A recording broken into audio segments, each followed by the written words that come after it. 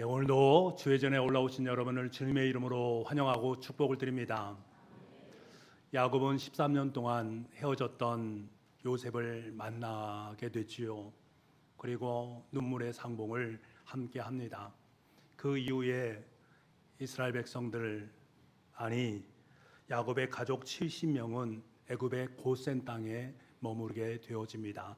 그 속에서 삶을 살게 되지요. 그리고 난 후에 430년이란 시간을 그 속에서 살아가게 됩니다. 그 오랜 시간 동안 이스라엘 민족에게는 참으로 우여곡절이 많았습니다. 야곱도 죽음을 맞이했고 요셉도 110년의 인생을 마감했습니다. 요셉의 시대는 막을 내렸습니다만 하나님의 은혜로 이스라엘 민족은 생육하고 번성함으로 말미암아 온 땅에 가득했다라고 성경은 말씀하고 있습니다. 그러자 요셉을 알지 못하는 새 왕이 애굽을 다스리게 되었는데 그 애굽 왕은 몹시도 이스라엘을 두려워했습니다. 그래서 감독들을 세워서 이스라엘 민족에게 무거운 짐을 지우고 비듬과 람셋을 건축하도록 시켰습니다. 노예로 노동력을 착취를 함으로 말미암아서 그들을 괴롭혔던 것입니다. 하지만 놀랍게도 이스라엘 백성들은 학대를 받으면 받을수록 더욱더 번성하는 삶을 살게 됩니다. 그러자 애굽 왕은 히브리 산파들에게 아들이 태어나면 바로 죽이라 라는 명령을 산파들에게 합니다. 하지만 산파들은 하나님을 경외하기 때문에 그 명령을 거절하게 되지요. 결국 분노한 애굽 왕은 모든 백성들에게 히브리 남자가 태어나면 무조건 나일강에 버려서 죽도록 해라 라고 명령을 내리게 됩니다. 이렇게 어둡고 엄혹한 시대에 한 레위인 가정에서 아기 하나가 태어납니다. 어머니는 석 달 동안 아기를 열심히 키웁니다만, 숨겨서 키웁니다만 아기가 자라면서 그의 목소리도 커지고 그래서 더 이상 숨길 수가 없었습니다.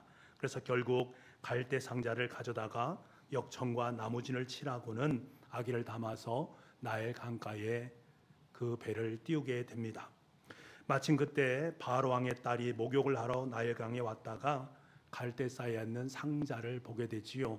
그리고 그 안에 있는 히브리인 아기를 매우 긍휼한 마음을 품고 바라보게 됩니다. 이 모든 광경을 숨어서 지켜보던 아기의 누이 미리암이 공주에게 다가가서 이렇게 말합니다. 내가 당신을 위해서 히브리 여인 중에서 유물을 불러다가 이 아기에게 젖을 먹이면 어떻게 할까요? 라고 질문을 하게 됩니다. 그러자 공주는 흔쾌히 허락하고 누이는 달려가서 아기의 생모인 요게벳을 데려다가 그의 젖을 먹이게 됩니다. 이러한 일련의 모든 상황을 보게 되면 그 속에 세밀하게 인도하시는 하나님의 손길을 우리는 느낄 수가 있습니다. 이 아기는 신분상 애굽 공주의 아들이었습니다만 실제로는 친어머니의 젖을 먹으면서 사랑을 받고 자라가게 됩니다. 공주는 물에서 이 아이를 건져냈다라고 해서 그의 이름을 모세라고 이름을 지었습니다. 여러분, 하나님의 섭리는 이렇게 신실하고 세밀하게 우리의 삶 속에 다가오게 됩니다. 모세를 향한 신묘막측한 하나님의 섭리하심을 우리가 느낄 수 있단 말입니다. 왕궁에 자란 모세가 어느덧 40세가 되었습니다. 하는 동독들이 어떻게 살아가고 있는가, 이스라엘 백성들이, 히브리 민족이 어떻게 삶을 살아가고 있는가 하는 것을 보기 위해서 밖으로 나옵니다만 그때 애굽 감독관이 히브리 사람을 모질게 매질하는 것을 보게 됩니다. 갑자기 마음속에 의협심이 일어나고 분노가 일어난 모세는 좌우를 살펴서 사람이 없는 것을 확인하고 난 후에 그를 죽이고 모래에 묻어두게 됩니다. 동족을 향한 사랑은 있었습니다만 인간적인 혈기는 잘못된 부분이지요. 다음날 다시 나가보니까 이번엔 동족끼리 서로 싸움을 하고 있습니다. 그래서 간섭을 하면서 싸움을 말렸습니다만 그 사람이 대들면서 소리를 칩니다. 누가 너를 우리의 재판관으로 삼았느냐? 내가 애굽 사람을 죽인 것처럼 나도 그렇게 죽이려 하느냐? 그가 했던 일들이 들통이 난 순간임을 모세는 알아차리고는 이 상황 속에서 바로의 낯을 피해서 저 멀리 미디안 땅으로 도망을 가게 됩니다. 모세는 하나님을 향한 뜨거운 자의식은 있었습니다. 뜨겁게 자신에 대한 의식, 다시 말하면 나는 히브리 민족이다 라는 의식이 있었습니다만 자신의 감정과 힘으로 무엇인가를 해보려다가 그만 실패를 하게 되었던 것입니다. 그리고 그 대가로 광야에서 기나긴 인고의 시간, 무려 40년의 시간을 보내야만 했습니다. 그로부터 40년의 시간이 지나고 오랜 세월이 흐른 후에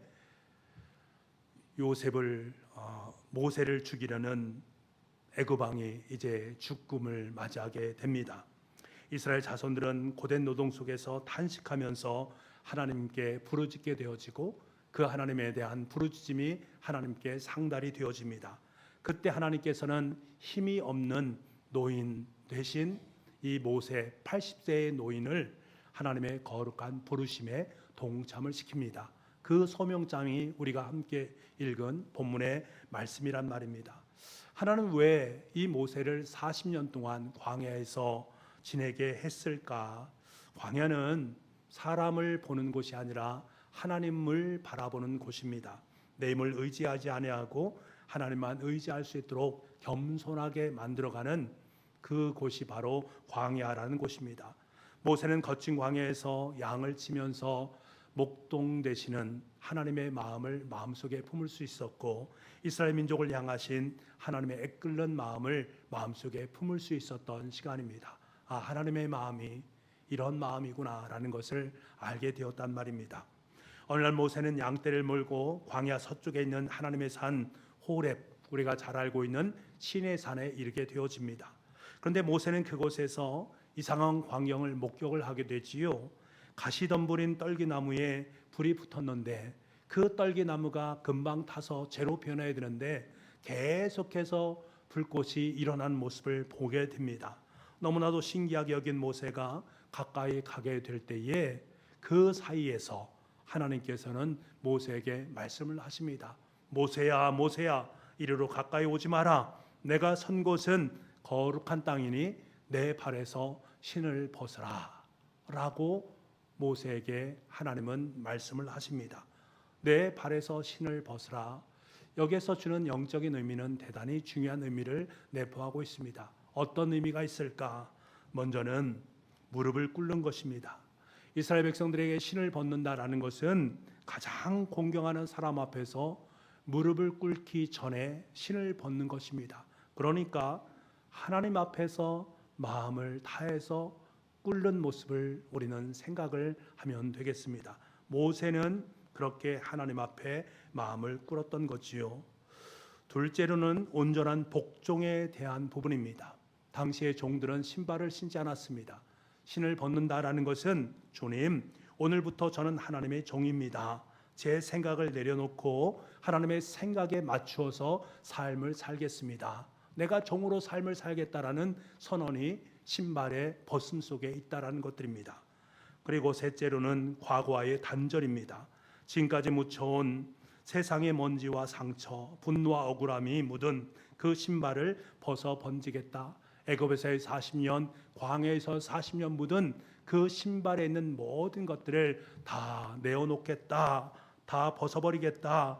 그래서 주님으로만 새로운 출발을 하겠다라는 선언이 바로 신을 벗는다라는 말 속에 담겨진 함의입니다. 어느 시골 마을에 평생 자신만을 위해서 헌신하면서 살았던 한 어머님이 계셨습니다. 하지만 아들은 사춘기 시절에 나쁜 친구들을 만나게 되고 못된 많은 일들을 행하게 됩니다.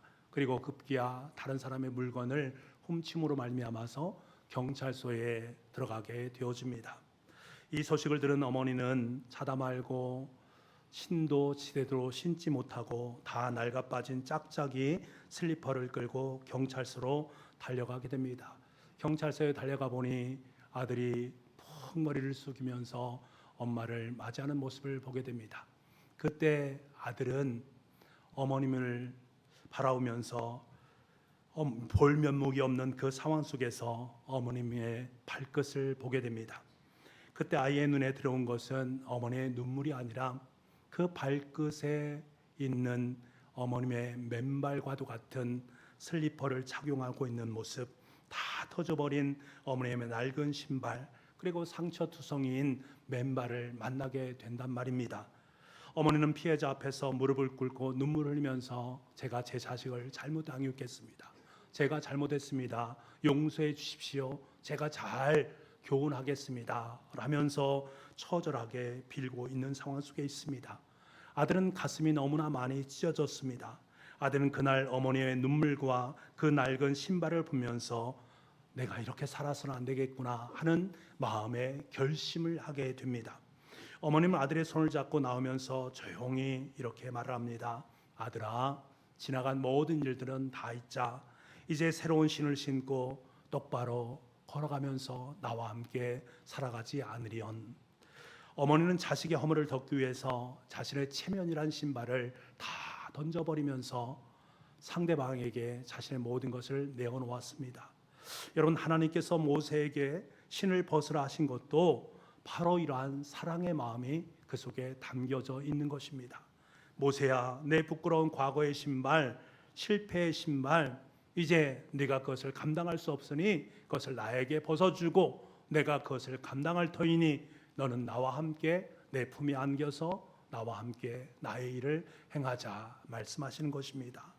여러분, 우리는, 저와 여러분은 하나님께서 허락하신 주님의 사랑의 신을 소유한 존재들입니다. 저와 여러분의 발에는 이미 주님의 십자가의 신발이 놓여 있다라는 이 사실을 꼭 기억할 수 있기를 간절히 소망을 합니다. 하나님은 이런 모세에게 자신의 심정을 토로합니다. 이렇게 말씀을 하십니다. 7절과 8절 말씀인데요. 7절과 8절 말씀 같이 한번 읽어보겠습니다. 시작. 내가 애굽에 있는 내 백성의 고통을 분명히 보고 그들이 그들의 감독자로 말미암아 부르짖음을 듣고 그 근심을 알고 내가 내려가서 그들을 애굽인의 손에서 건져내고 그들을 그 땅에서 인도하여 아름답고 광대한 땅, 젖과 꿀이 흐르는 땅, 곧 가나안 족속, 헷 족속, 아모리 족속, 프리스 족속, 히위 족속, 여봇 족속의 지방에 데려가려 하노라. 이 구절에 보게 되면 하나님의 사랑이 담겨 있는 7가지 동사를 만나게 됩니다. 이 동사를 찾아보게 되면 그 하나님의 사랑 앞에 큰 은혜를 느낄 수밖에 없습니다. 첫 번째로 내 백성의 고통을 분명히 보고, 두 번째로는 부르짖음을 듣고 라고 말합니다. 세 번째로는 그 근심을 알고, 네 번째로는 내가 내려가서, 다섯 번째로 그들을 애굽인의 손에서 건져내고, 여섯 번째로는 그들을 그 땅에서 인도하여, 일곱째로는 젖과 꿀이 흐르는 땅으로 데려가려 하노라. 다시 말하면 7가지 보고 듣고 알고 내려가서 건져내고 인도하여 데려가려 한다라는 이 7가지 동사 속에는 하나님께서 우리를 얼마만큼 사랑하시는지 그 사랑의 마음이 고스란히 담겨져 있고, 우리를 구원하시기를 얼마나 기뻐하시는지 그 하나님의 기뻐하심이 담겨져 있음을 우리는 깨닫게 되는 것들입니다. 여러분, 하나님은 결코 이스라엘 백성들의 고통을 외면치 않으십니다.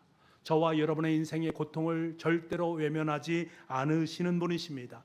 반드시 찾아오셔서 건져내시고 하나님께서 원하시는 길로 우리의 삶을 인도해 가시는 분이 바로 저와 여러분의 아버지 하나님 되시는 줄 믿습니다.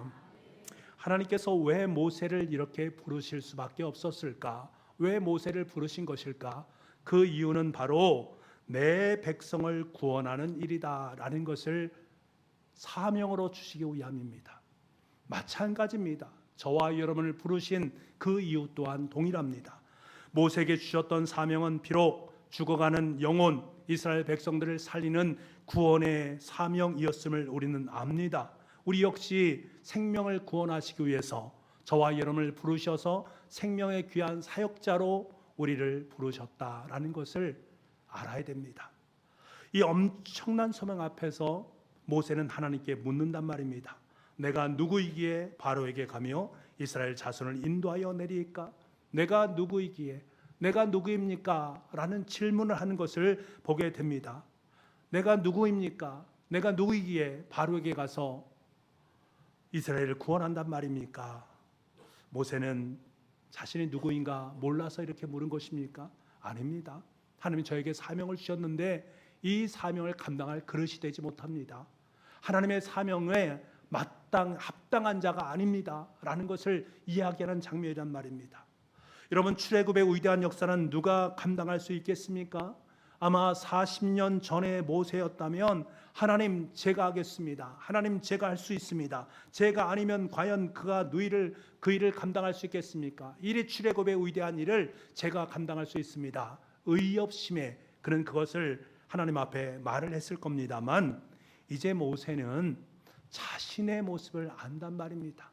하나님 앞에 서 보니까 자신의 모습이 어떤가를 분명히 깨닫게 된 것들입니다.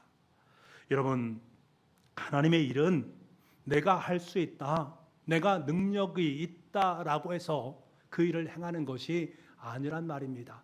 하나님께서는 나는 할 수 없습니다, 내가는 능력의 그릇이 되지 못합니다 라고 고백하는 그 모세를 통해서 하나님의 역사를 써내려 가신다라는 사실입니다. 하나님께서는 나는 누구입니까? 라는 그 질문에 대해서 너는 누구다라고 대답하지 않으십니다. 대신 뭐라고 말합니까? 내가 너와 함께 하겠다라고 말씀을 하십니다. 내가 누구입니까? 라고 묻는 그 물음에 너는 누구다라고 말하는 것이 아니라 내가 너와 함께함으로 말미암아 너를 통해서 하나님의 역사를 써 내려가겠다라고 말씀을 하시는 분이 바로 주님입니다. 하나님을 만나기 전에 모세는 자신이 누구인지 잘 알지 못했습니다. 단지 살인자요, 실패자요, 꿈을 잃어버린 사람이요, 처갓집의 양을 키우는 목동에 불과한 존재였습니다.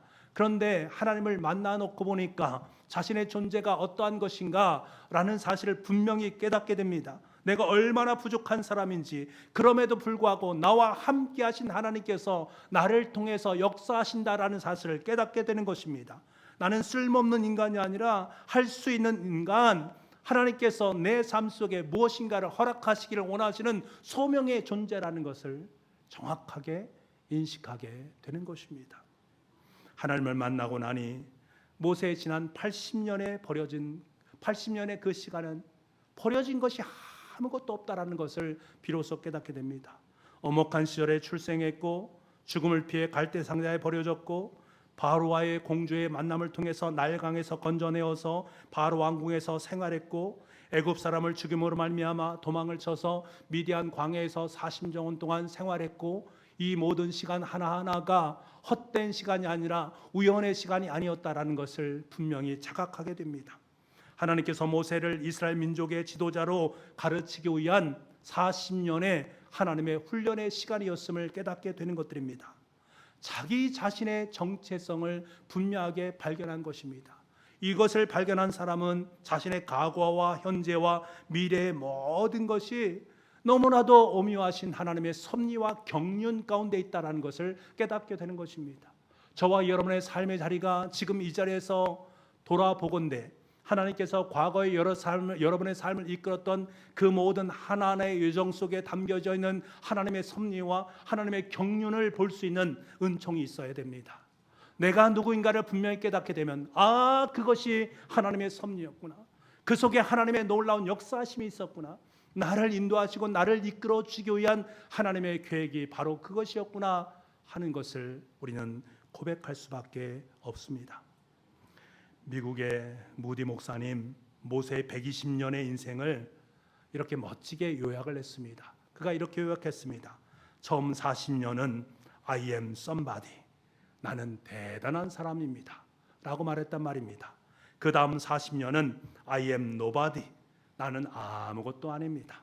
그리고 마지막 40년은 I am God body, 나는 하나님의 사람입니다. 나는 대단한 사람이다. 여러분, 이것이 자신에 대한 이해가 아니란 말입니다. 나는 아무 쓸모없는 사람이다, 아무런 자기 자신에 대한 바른 이해가 아니란 말입니다. 나는 하나님의 사람입니다. 하나님이 주시는 은혜 안에서 모든 것을 할 수 있습니다. 이것이 올바른 자기 이해입니다. 무디 목사님이 하신 말씀입니다. 제2차 세계대전이 끝나고 프랑스 군인들이 바로에 돌아오게 되는데 그 군인들이 일본군에 의해서 고문과 학대를 너무나 많이 받았단 말입니다. 그래서 기억상실증에 걸린 많은 군인들이 있었습니다. 기억상실증에 걸린 사람들 대부분이 부모들이 그를 찾아갔지만 자신의 부모들이 찾아오지 않은 사람들은 고향으로 돌아갈 수가 없었단 말입니다. 그런 사람들이 수십 명이나 되었습니다. 계속해서 이들을 아는 사람들을 찾았지만 나타나지 않자 이 프랑스 당국에서는 어떻게 하면 이들을 고향으로 돌아갈 수 있도록 만들까 하는 묘책을 내게 됩니다. 파리의 유명한 오페라 하우스에 기억상실증에 걸린 군인들을 전부는 모아놓고 전쟁에 나갔는데 아직까지 자녀가 돌아오지 않은 부모들, 아직 전사통지서를 받지 않은 부모님들을 다 초청하게 됩니다. 그리고 그 사람들 한 사람 한 사람을 무대 위에 올려서 그 사람들의 신체적인 특징이라든가 그런 것들을 하나하나 다 살펴볼 수 있도록 만들어 놓습니다. 어떤 한 군인이 이제 무대 한가운데 나오게 됩니다. 그는 자신의 신체적인 것들을 보여주기도 하고 또 자신의 전체를 또 뒤를 돌면서 모두에게 보여줍니다. 그러면서 그가 이렇게 말합니다. 여러분 중에 혹시 저를 아는 사람이 있습니까? 제가 누구인지 저는 모르겠습니다. 가르쳐 주시기 바랍니다. 제가 어떤 사람인지 꼭 알려주십시오 라고 말합니다. 그리고는 그 다음 사람이 또 올라와서 절규하면서 말을 합니다. 나가 누구입니까? 가르쳐 주시기 바랍니다. 내가 누구인지 정말 가르쳐 주십시오. 한 사람 한 사람 반복하면서 그 일을 계속하자 그 옆에 있는 사람들이 한두 사람씩 눈물을 흘리기 시작합니다. 그래서 그곳에 참여한 모든 사람들이 함께 대성통곡을 하게 됩니다. 전쟁의 비참함을 느끼면서 젊은 사람들이 느꼈던 그 고난을 생각하면서 돌아오지 않는 자식들을 생각하면서 함께 눈물의 바다가 되었단 말입니다. 많은 사람들이 현실의 삶을 살아가면서 정작 나는 지금 누구이지? 내가 지금 왜 삶을 살고 있지? 이것을 깨닫지 못한다면 얼마나 슬픈 현실입니까? 현실 속에서 세상 속에서 나의 정체성을 깨닫지 못하는 기억상실증에 걸린 사람들이 너무나 많이 있는 것을 우리는 묵도하게 되는 것들입니다. 많은 이들이 세상 속에서 내가 누구인지 몰라서 방황을 하고 아파합니다. 과거의 상처라는 신발, 세상의 정욕이라는 신발을 신고 이리저리 세상을 헤매고 있는 수없이 많은 사람들이 있습니다. 그들에게 가장 필요한 것은 그들의 걸맞는 신발입니다. 그들에게 주님의 신발이 필요합니다. 주님의 사랑과 은혜의 신발을 신겨 주어야 되는 것들입니다. 그래서 내 삶의 정체성이 바로 이것이구나 하는 것을 깨달을 수 있어야 됩니다. 그러기 위해서 그들에게 반드시 필요한 것이 주님을 만나는 일입니다. 그러기 앞서서 먼저 저와 여러분이 거룩한 하나님의 임재 앞에 가시덤불 앞에 설 수 있는 은혜가 있기를 간절히 소망합니다. 그리고 주님 앞에 내 고집과 상처의 신발이 있다면 이제 벗어내시기 바랍니다. 주님이 우리와 함께 하실 때 우리는 단순한 인생이 아니라 영혼을 구원하는 하나님의 사람이다라는 분명한 정체성을 회복할 줄 믿습니다. 주님과 함께 손잡고 남은 인생을 가장 가치 있고 의미 있게 살아갈 수 있는 주님의 사명자로 아름답게 설 수 있는 우리가 되기를 원합니다. 오늘 이 시간 하나님 앞에 내 자신의 신발을 벗고 영혼 구원을 위한 사명의 신으로 가라 신을 수 있는, 그래서 주님께서 명령하시는 세상으로 나아가라 영혼을 구원하라 말씀하시는 주님 앞에 주님 제가 그 일을 감당하겠습니다 고백할 수 있는 저와 여러분의 삶이 될 수 있기를 간절히 소망합니다.